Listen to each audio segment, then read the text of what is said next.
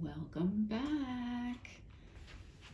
The Kitty Club cannot wait to hear the next installment of Flora and Ulysses. So we are on chapter 32. This chapter is called Sprinkles, and it starts off with an illustration of what has just happened in the giant donut. Okay.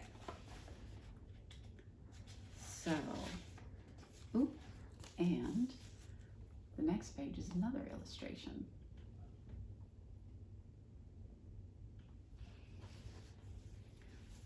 Okay, so as Ulysses is lying there, he's just been hit by a donut, and he's thinking, I flew.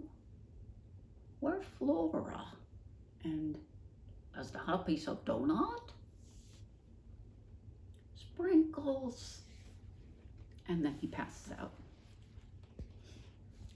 Chapter 33 is called, Does Rabies Itch? His eyes were closed. His head was bleeding. Flora knew from terrible things can happen to you that head wounds bleed excessively, whether or not they are bad. All head wounds bleed excessively, she said to her father. Don't panic. Okay, said her father. Use this. He handed her his tie. Flora knelt down. She had a very powerful sense of déjà vu. Was it just yesterday that she had bent over the body of an unknown squirrel in Tootie's backyard? Ulysses, she said. She dabbed at the blood with the tie. The squirrel didn't open his eyes. An eerie quiet descended. The whole of the giant donut became preternaturally calm. Everything, the donuts, the squirrel, her father, seemed to hold its breath. Flora knew what was happening. She had read about it in Terrible Things Can Happen to You. It was the calm before the storm. The air becomes still. The birds stop singing. The world waits. And then the storm comes. Inside the giant donut, there was a moment of deep quiet, of collectively held breath, and then someone said, I think it was a rat. But it was flying, said another voice. It was in my hair, said Rita. The cook shouted, I'm going to call the cops. That's what I'm going to do. Rita was right behind him. Forget about the cops, Ernie. Call the ambulance. I have rabies. It was in my hair. You, said Ernie. He pointed at Flora with his knife. You tripped me. That's her, said Rita. She's the one. Plus, she brought that thing in here in the first place, dressed it up like a baby doll. I did not, said Flora, dress him up like a baby doll, and this is all your fault. The criminal element said that sometimes it was wise to put criminals on the defensive by making slanderous or blatantly untrue comments. The surprising unfairness of this tactic will often stop criminals in their tracks. It seemed to work. Rita blinked. She opened her mouth and closed it again. My fault, she said. Flora bent over Ulysses and put a finger on his chest. She felt his heart beating in a slow, thoughtful way. Gratitude and relief washed through her, and her own heart, which had been beating much too quickly, slowed inside her chest. It answered the squirrel's heart with its own measured thud, thud, thud. Ulysses, her heart seemed to say. Ulysses. I'm calling the cops, said Ernie. George Buckman, how do you do? Shouted Flora's father. Is there any reason to call the police? Well, for one, said Rita, it was in my hair. Do you think the police should be notified of a squirrel in your hair? Said Flora's father. The idiocy of this question, its unsettling logic, made Flora suddenly grateful for her father. She picked up Ulysses and cradled him in her left arm. I think I can feel the rabies coming on, said Rita. My stomach itches. Does rabies itch? Said Flora's father. I'm going to call somebody, said Ernie. She tripped me. Whom do you think it would be wise to call in this matter of the tripping? Said Flora's father. He opened the door. He gestured for Flora to walk through it. She did. The door swung shut behind them. "Run," said Flora's father, and they both began to run. At some point, Flora's father started to laugh again. It wasn't a ha ha ha kind of laugh. It was a whoo-wee kind of laugh. Hysteria, thought Flora. She knew what to do for hysteria. Her father needed to be slapped. Unfortunately, there wasn't time right now. They had to make their getaway. Her father laughed all the way to the car. He laughed when they were in the car. He laughed as he placed his hands at 10 o'clock and 2. He laughed as he backed out of the parking lot and drove away from the giant donut. He stopped laughing only once, long enough for him to shout, "Holy bagoomba!" in the voice of Dolores the parakeet. And then he went back to laughing. Chapter 34, The Getaway. They were making their getaway, but they were making their getaway slowly. Because even when Flora's father was thinking that things were hilarious, even when he was talking like a parakeet, he still, apparently, did not believe in speeding. Flora kept looking behind them to see if they were being followed by the cops, or Rita, or Ernie. When she finally looked down at Ulysses, his eyes were still closed, and a terrible thought occurred to her. "What if he has a concussion?" she said to her father. Her father, of course, laughed. Flora tried to remember what terrible things can happen to you said about concussions. There was something about making the person with the head injury speak a favorite nursery rhyme so that speech patterns, slurring, etc., could be evaluated. Flora stared at the squirrel. He couldn't speak. Also, she doubted he knew any nursery rhymes. There was a very small cut on his head, but the bleeding had stopped and he was breathing softly, regularly. "Ulysses?" she said. And then she remembered. It is entirely, in its entirety, an ominous sentence from Terrible Things. It is absolutely imperative that you keep the potentially concussed patient awake at all times. She shook the squirrel gently. His eyes stayed closed. She shook him harder, and he opened his eyes and then closed them again. Flora's heart thudded once and then dropped all the way down to her toes. She was suddenly terrified. "Do superheroes die?" she said out loud. Her father stopped laughing. "Listen," he said. "We won't let him die." Flora's heart thudded again. A different kind of thud. It wasn't fear this time. It was hope. "Does that mean that you won't try to hit him over the head with a shovel?" she asked. "I won't," said her father. "Ever?" "Ever." "You promise?" "I promise." Her father looked at her in the rearview mirror. Flora looked back. "Let's go to your place then," she said. "He'll be safe there." At these words, George Buckman started laughing, hysterically. Again. What is going on with George Buckman and this laughing? He's changed, right? For one thing, in this section, he doesn't answer her questions with more questions. He's very definite. And this laughing, I wonder what that's about. I think he's happy about something. Maybe about getting close with his daughter again? It's good to think about. Chapter 35 is called Fear Smells. Flora's father never walked through the hallways of the Blixen Arms. He ran. And Flora Buckman, holding her possibly concussed squirrel, ran with him. Flora and George Buckman ran because the Blixen Arms was owned and managed by a man named Mr. Claus, who was in possession of an enormous, angry orange cat, also named Mr. Claus. The cat, Mr. Claus, prowled the hallways of the Blixen Arms, peeing on the residents' doors and vomiting in the stairwells. Mr. Claus was also notorious for hiding in the green gloom of the hallways and waiting until some unlucky person stepped out of the door of his or her apartment or into the main entrance of the Blixen Arms, or down into the basement laundry room, and then pouncing on the person's ankles, biting and scratching and growling, and sometimes, weirdly enough, purring. Flora's father's ankles were deeply scarred.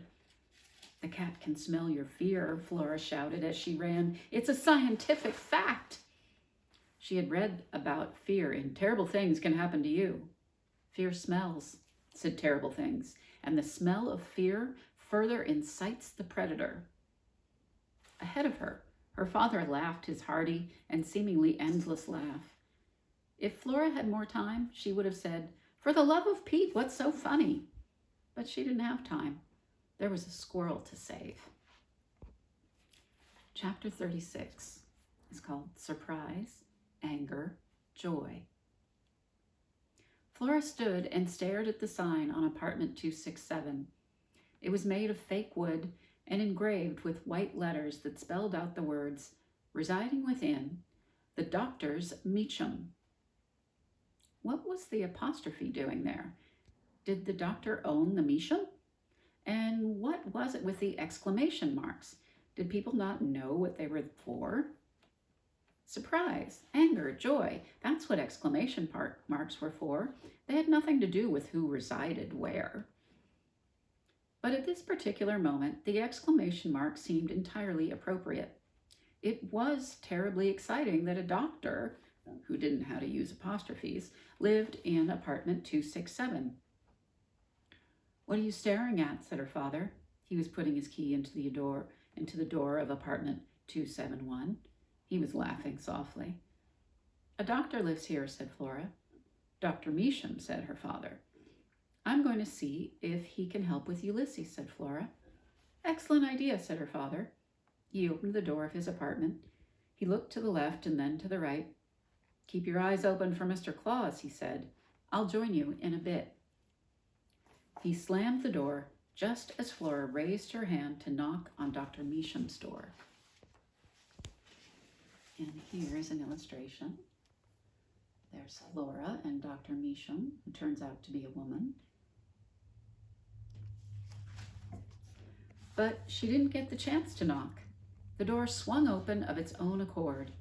An old lady stood there smiling, her dentures glowing white in the perpetual green twilight of the hallway. Someone inside the apartment was screaming. No, someone was singing.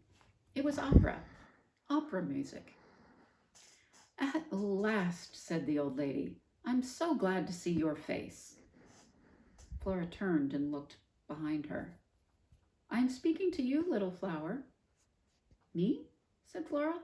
"Yes, you, little flower. Florabelle, beloved of your father, Mr. George Buckman.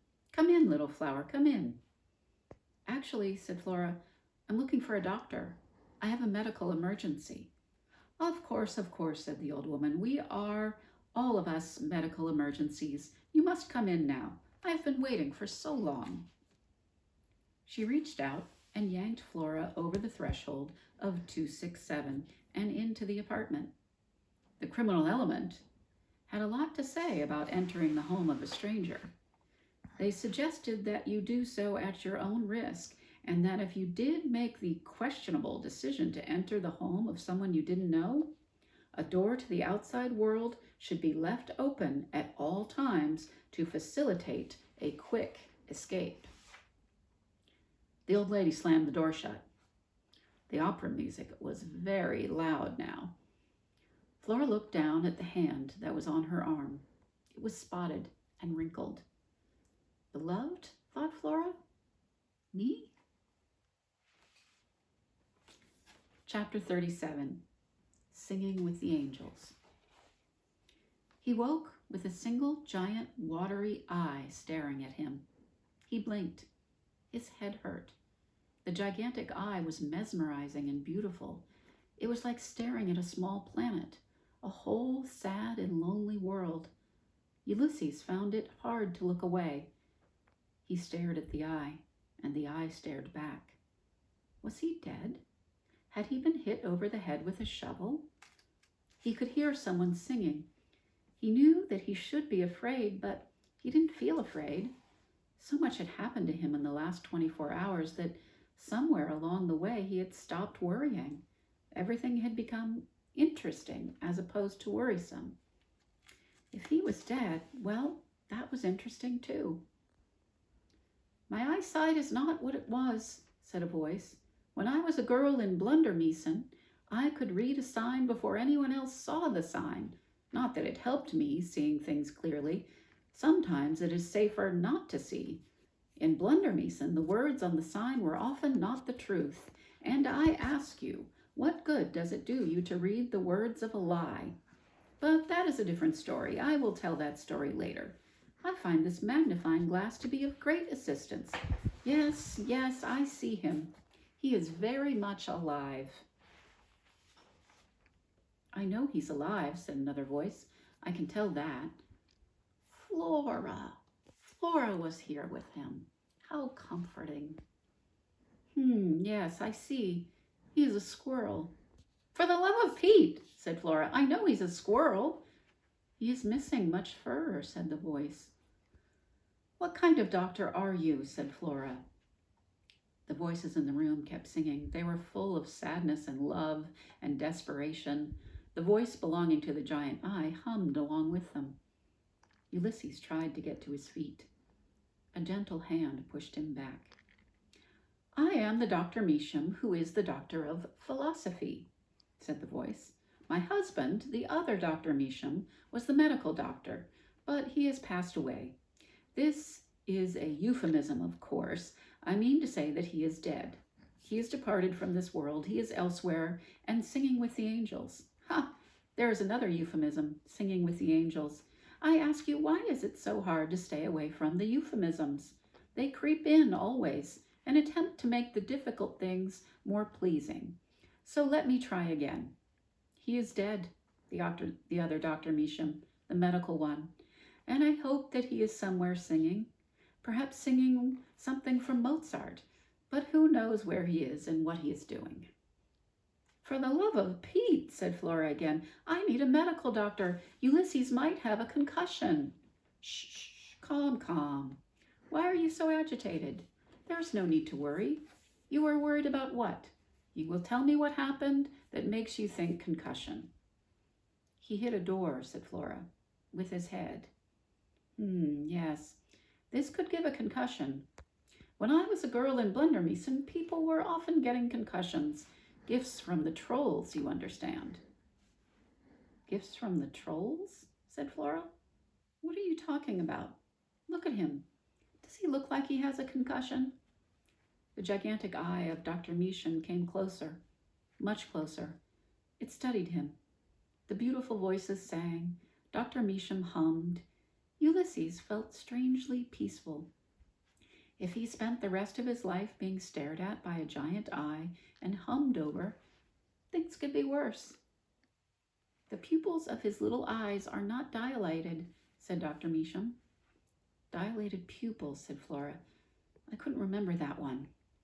So this is good. This is a hopeful sign. Next, we will see if he remembers what happened. We will check for amnesia. Flora's face came into view. He was glad to see her and her round head. Ulysses, she said, do you remember what happened? Do you remember being in the giant donut? Did he remember being in Rita's hair? Did he remember Rita screaming? Did he remember the man with the knife? Did he remember flying? Did he remember hitting his head very hard? Did he remember not getting to eat a giant donut? Let's see. Yes, yes, yes, yes, yes, and yes. He nodded. Oh, said Dr. Measham, he nods his head. He communicates with you. He's different, special, said Flora. A special kind of squirrel. Excellent, good, I believe this. Something happened to him. Yes, he hit a door with his head. No, said Flora, before that, he was vacuumed. You know, sucked up in a vacuum cleaner. There was a small silence, and then there was more humming from Dr. Measham. Ulysses tried again to get his feet, and again he was pushed gently back. You are speaking euphemistically, said Dr. Measham. I'm not, said Flora. I'm speaking literally. He was vacuumed. It changed him. Certainly it did, said Dr. Measham. Absolutely. It changed him to be vacuumed. She raised her magnifying glass to her eye and leaned in close, studying him. She lowered the magnifying glass. How did it change him, please? Ulysses stood on all fours, and no one pushed him back. You will speak without euphemisms, said Dr. Measham. He has powers, said Flora. He's strong, and he can fly. She paused. Also, he types. He writes, poetry. A typewriter, poetry, flight, said Dr. Measham. She sounded delighted. His name is Ulysses. This, said Dr. Measham, is an important name. Well, said Flora, it was the name of the vacuum cleaner that almost killed him. Dr. Measham looked Ulysses in the eye. It was rare for someone to look a squirrel in the eye. Ulysses pulled himself up straighter. He looked back at Dr. Measham. He met her gaze. You must also list among his powers the ability to understand. This is no small thing to understand, Dr. Measham said to Flora. And then she turned back to Ulysses. You are feeling maybe a little sick to the stomach? Ulysses shook his head. Good, said Dr. Measham. She clapped her hands together. I am thinking that Ulysses is not concussed. There is only this little cut on his head. Other than that, fine, good, great. I am thinking that maybe the squirrel is hungry. Ulysses nodded. Yes, yes, he was very hungry. He would like eggs sunny side up. He would like a donut with sprinkles. Okay, we'll stop there for now. So we have a new character, this Dr. Measham. She's very interesting, and she comes from some place called Blunder Measham. We'll find out more about that next time. Thanks for watching. Bye.